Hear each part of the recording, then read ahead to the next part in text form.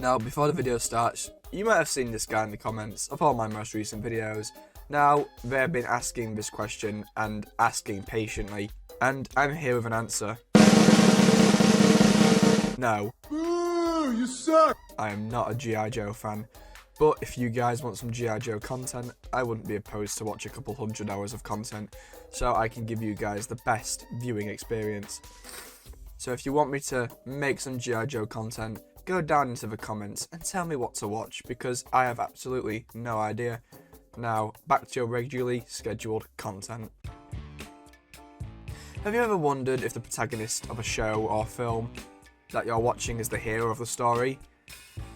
It says in The Dark Knight, you either die for hero or live long enough to see yourself become the villain. But what if the hero was never a hero? In the past, we've seen villains hide as heroes, such as Zoom or the Reverse Flash, from that one TV show where the fastest man alive is constantly needing to go faster.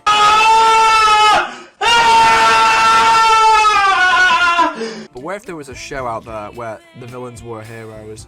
Now, I'm not talking about a plot similar to Megamind, because that's the story of a villain becoming the hero, and the concept I'm talking about is a villain who does heroic things. Today I'm going to be talking about the TV show House, or House MD. The show was released on the 16th of November 2004 and ending on the 21st of May 2012, which means the show is 8 days older than me. Now, House is a medical show, but it's more akin to the likes of Sherlock Holmes. In fact, the show is a retelling of the classic story, but instead of him being a detective in London, House is a doctor in New Jersey, and that's not the only connection to Sherlock. Both House and Wilson's last name match to Holmes and Watson, and Wilson is effectively House's Watson. And despite what the House fandom wants, the two are not in a gay relationship, despite what House would have you believe. What are you hiding? I'm gay. And in the season 2 final, the man who shoots House is registered in the end credits as being called Moriarty, and the patient who House first treated in the show is called Adler. Now, I'm going to put a disclaimer here saying that this episode of Cyclops 3050 is going to cover some dark and depressing subjects, such as addiction, self-harm, postnatal depression, sexual assault and child abuse. So if you guys would be affected by any of these issues, this might not be the video for you. Now, House, for me at least, is a really interesting show because the main character is actually a villain, and for those who don't believe me, just look at the villains wiki. Sure, he's on the heroes wiki, but he's listed as an anti-hero. But here's the interesting thing, House is actually an anti-villain. Don't know what an anti-villain is? Well, neither did I until I researched this video. Google defines an anti-villain as a character who has heroic personality traits or goals, but is ultimately the bad guy in the story. For example, an anti-villain may have noble goals, but their means to attain the goals are evil. Think Thanos from Avengers Endgame, but here's why the term does not cover House, because he ultimately doesn't care about his patients to solve the puzzle, and that's all the patients are to him, puzzles. He even ignores patients' DNRs just because he wants to figure out what's wrong with them. He'll break quarantine and enter a patient who possibly has smallpox just to point out it wasn't smallpox. And to prove a theory, he'll goad a patient's father into assaulting him so he can beat him down. Snack. You son of a bitch! Yeah? Come on! Thank you. That means I can do this. We're gonna need some epi in here, stat! Are you out of your mind? You said you didn't care. Notice how you can't breathe? Now, either that's the cane, or I just ruptured one of those liver cysts we were chatting about. But there's one moment in all of House that I feel defines House. One singular moment that shows House's true self. And it's a 56-second long clip from the episode Forever. You see, the episode takes place after Foreman's near-death experience during the 2-part episode Euphoria. And during the episode, House tries to see if he can get Foreman to crack and go back to his old ways. And here's where we speak about another part of the show, the supporting cast. You see, not many of the characters in House are good people. In fact, Foreman himself is listed on the villains wiki, and he isn't the only anti-villain on the show, as Chase could also be passed off as an anti-villain. In fact, Chase eventually becomes House, and there's an amazing compilation that shows Chase's slow transformation into House. House! House! And at the end of the show, Chase becomes the new head of diagnostic medicine. And many of the things that Chase does mimics what House does throughout the show. such as driving away his love interest, which House also does. I mean, she had a good reason for leaving Chase. He did kill a man, but the man was a dictator who killed millions after all. And the show's good characters aren't safe from the negative influence of House. The show's golden characters, i.e. Dr. Wilson and Dr. Cameron. Now, each of these characters have different connections to House. One is House's best friend, and the other is one of House's employees, and at one point was a possible love interest, even making House go on a date with her. But Wilson got affected by House in different ways. Cameron tries to better House by trying to fix him and even soften him up, which ultimately ends up with her getting hurt and even causes her to leave her husband when she sees how House warps people by the fact that House's influence caused Chase to euthanize a dictator who was going to commit genocide. And Wilson holds a special place to House, and their relationship really deserves a video all on its own. But to cut it short, Wilson is House's heart, and by that I mean Wilson brings the emotion to House. And this is because of the Season 4 two-part final, House's head and Wilson's heart.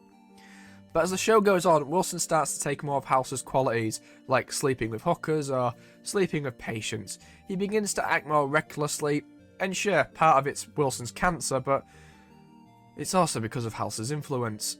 But back to the main topic of the video. So we've covered that House isn't a great person, but on some level he does care about his patients, and not just the puzzle after all.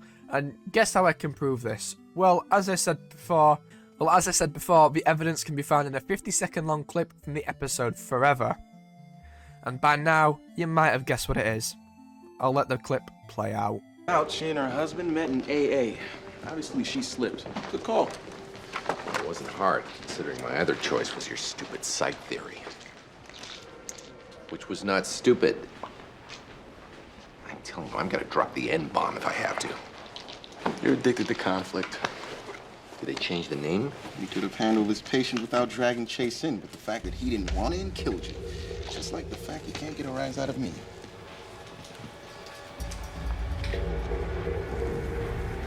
Where's the baby?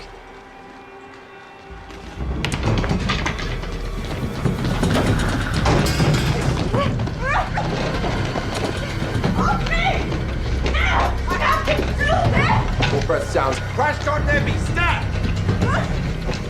I told you your psych theory wasn't stupid. Okay, let's break down the clip.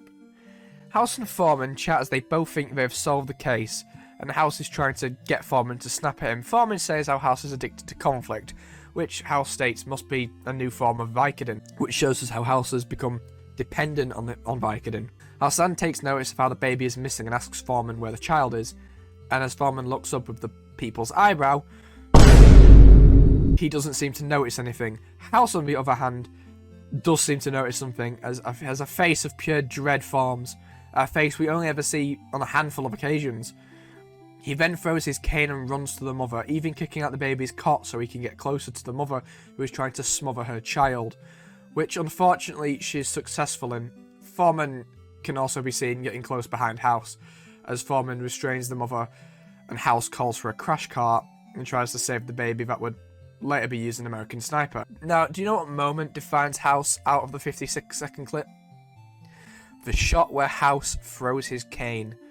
Now, for someone who hasn't seen the show, this might just seem like a pointless tidbit, but for a House fan, this might be important, because there's a few small facts I'm going to run down for you. House can't run. He says this on multiple occasions, and other characters such as Cuddy and Wilson both make fun of him for it. And when he doesn't have his cane, he struggles to walk normally. And when Wilson sawed through House's cane, it completely took him down. And the second point, now the amount of pain House's leg in is questioned throughout the show, and is heavily tied to two factors: his addiction to Vicodin and his mental health.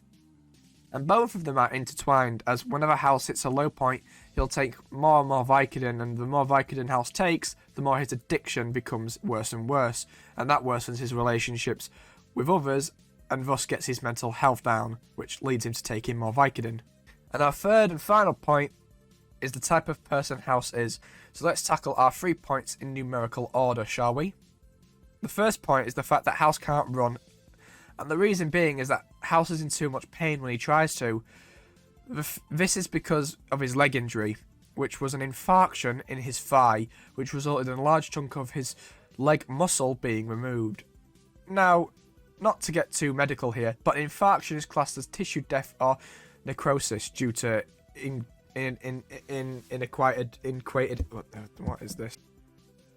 inadequate, that's it. Necrosis due to inadequate blood supply to the affected area and may be caused by artery blockage. Now, we have seen how much pain House was in when he first came down with the blockage in the episode 3 Stories, and in the pilot, House says he wished he was dead. And even walking without Vicodin is a struggle for House, as we see whilst he's treating Wilson's cancer, and Wilson is close to death and can hardly walk. He asks House, I thought you said you had plenty of Vicodin. Everybody lies. So, the way I felt, you feel that, what, most of the time? and House says, Really does suck being you, doesn't it? At least I don't have cancer. This tells us that House's leg pain is aggravated by movement, and even though he can be seen taking Vicodin right before sprinting, it still won't have been any good for his pain. And the only time in the show we see House running is at the start of season 3 when he fixes his leg and is able to sprint pain-free. But once the ketamine wears off, he instantly stops running. Now let's take a look at point 2, which shall be split into 3 sections: his pain, his addiction, and his mental health.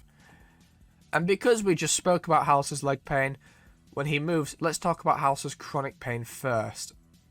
Throughout the 8 seasons of House, we commonly see House go through leg pain, and we also see variations of ways he tries to get around the leg pain.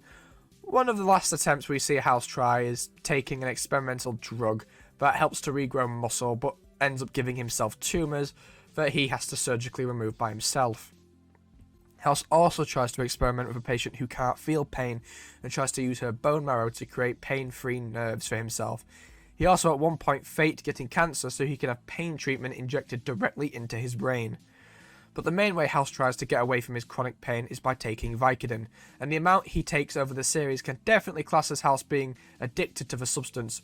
Now, how do I know this? Well, this is because of Season 1 and the episode Detox, the start of Season 3, and the end of Season 5. In Season 1, Cuddy challenges House on his use of Vicodin and bets that he couldn't make it a week without Vicodin. And to no one's surprise, he starts to detox. His leg pain magnifies, and we see some of the ways he tries to get around the pain. One method is to try and use a masseuse Wilson pays for, to massage him and try and ease the pain away. But the most extreme method he uses is by smashing a book over his hand to release endorphins, which doesn't really work. The next time we see House's addiction crop up is during the Season 3, when he comes up against Detective Michael Tritter, who House mocks and is thus bullied and arrested. Anyways, Tritter notices House is taking pills on the job and raids House's home. While Tritter is there, he finds, oh my god, that's a lot of Vicodin, specifically 600 pills. Never underestimate the stupidity of an addict. There's gotta be over 600 Vicodin in here, which most EAs would say proves intent to traffic, even if all you really intended was simply to be wasted 24/7 while practicing medicine.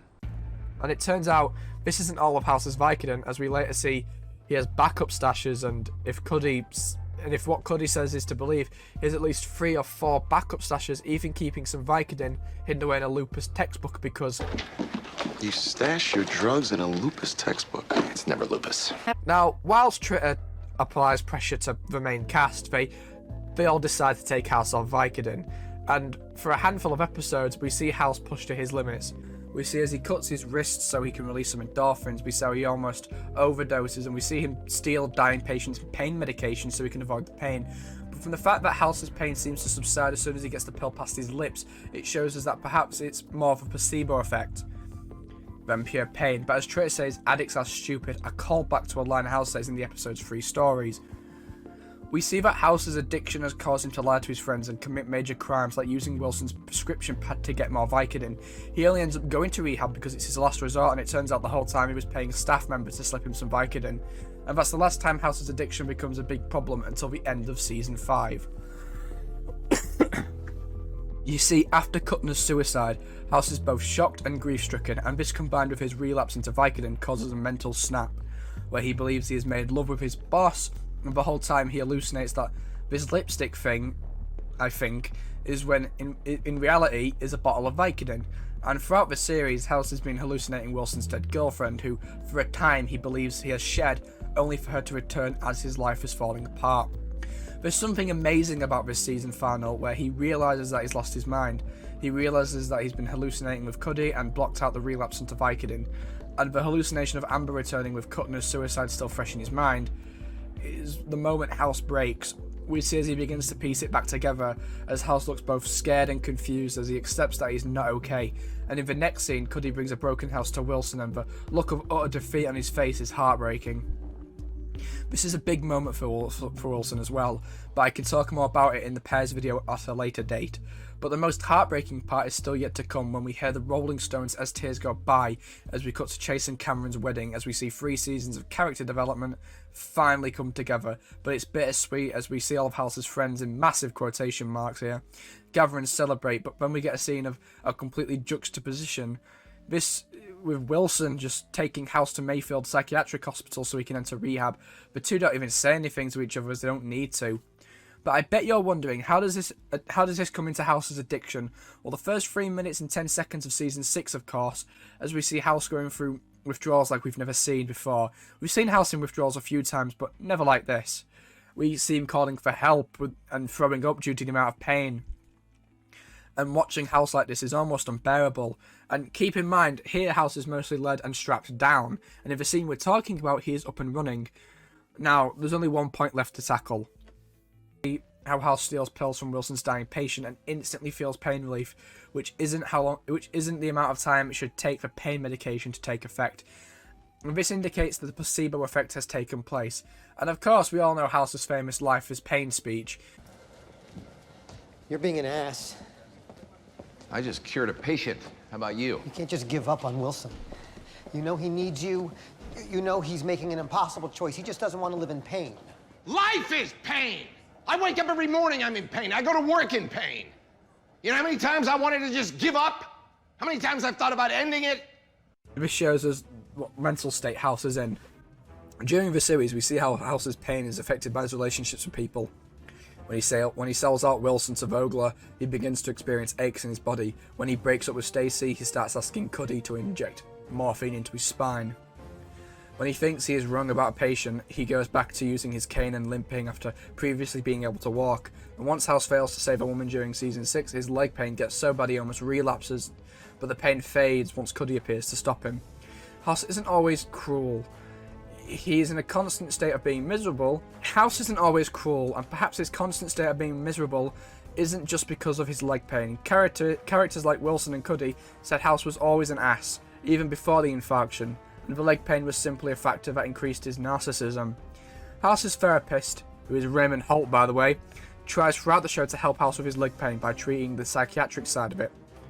Perhaps the pain House suffers is from his childhood trauma, as we know House is not too fond of his father. We learn while House talks to a sexual assault victim in the episode One Room that House was abused by his father, and when talking about his mother he outright states that he hates him, even taking DNA from his corpse at the funeral so House can find out who his real father is. So now we know how bad House's leg pain is. We know that he's in a constant state of pain and that he will go to great lengths to avoid it. But the fact that House is willing to drop his cane and full-on sprint shows us who he truly is. It shows us that House deep down does care, and he doesn't just see his patients as puzzles. Deep down, House is trying to help everyone. He improves Talb's marriage and makes him a better father. Agrees to euthanize 13 when her Huntington's begins to take effect, and in the end, sticks with Wilson to the very end. And the fact that House both sprinted and kicked the cot away and ignored the pain shows us that deep down, House is a good doctor and is willing to fight for his patients, even though he's not always a great person, and on the surface, deep down, he's better than he lets on. Now, I'm a huge House fan. I love the show, so I might make more content on this in the future, so thanks for watching, and as always, till next time.